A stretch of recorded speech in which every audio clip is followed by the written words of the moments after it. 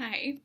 This semester, Jess and I will be sharing several devotionals throughout the weeks in order to keep us going and help us to feel encouraged in the midst of the strange time that we all find ourselves navigating. So to begin, I'd like to share with you a story. They came to Jericho. As he and his disciples and a large crowd were leaving Jericho, Bartimaeus, son of Timaeus, a blind beggar, was sitting by the roadside. When he heard that it was Jesus of Nazareth, he began to shout and say, "Jesus, son of David, have mercy on me." Many sternly ordered him to be quiet, but he cried out even more loudly, "Son of David, have mercy on me." Jesus stood still and said, "Call him here." And they called the blind man, saying to him, "Take heart, get up, he is calling you." So throwing off his cloak, he sprang up and came to Jesus.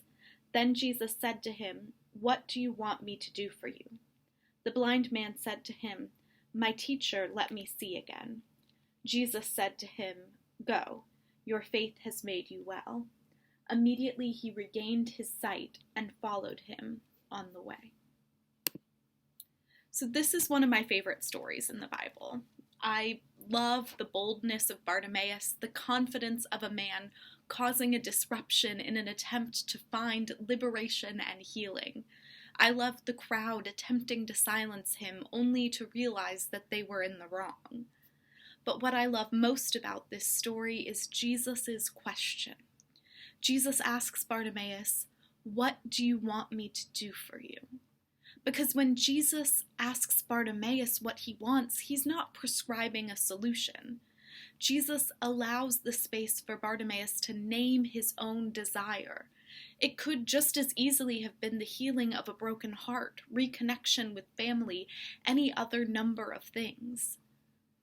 Just because Bartimaeus is blind, Jesus does not assume that that's the mercy he's crying out for. He doesn't call Bartimaeus, touch him on the eyes, and send him off. Jesus opens up this beautiful space where he trusts Bartimaeus to name his own want. Jesus listens and then responds.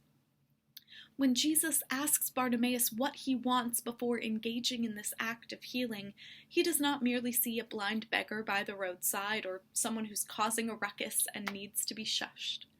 In Bartimaeus, Jesus sees a whole and complex person, a person whose voice deserves to be heard, a person he loves.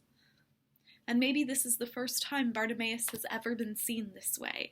Maybe this space of listening and dialogue Jesus opens up is the first time Bartimaeus had ever felt truly seen, truly heard, truly human. Jesus longs to hear Bartimaeus' voice, and the encounter profoundly changes him. Because when Bartimaeus' sight is restored and Jesus tells him to go, as his faith has made him well, Bartimaeus goes all right, but not in the way many would have expected.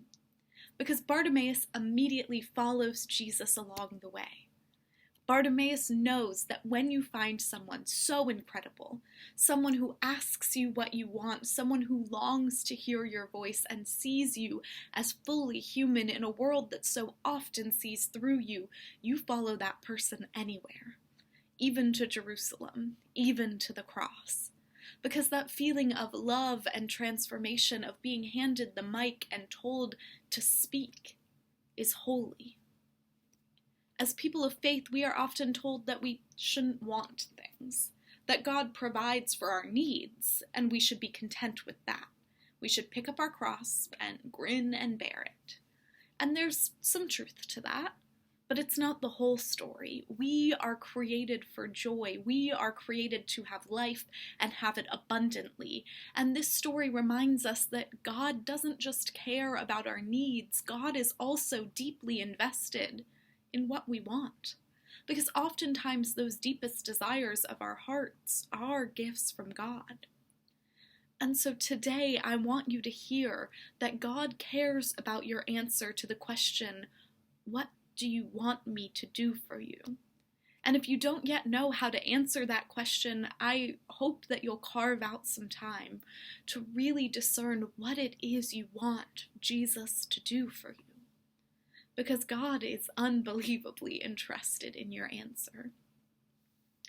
Like Jesus' ability to see Bartimaeus fully, God sees the full, glorious human each and every one of us was created to be in a world that so often sees through us.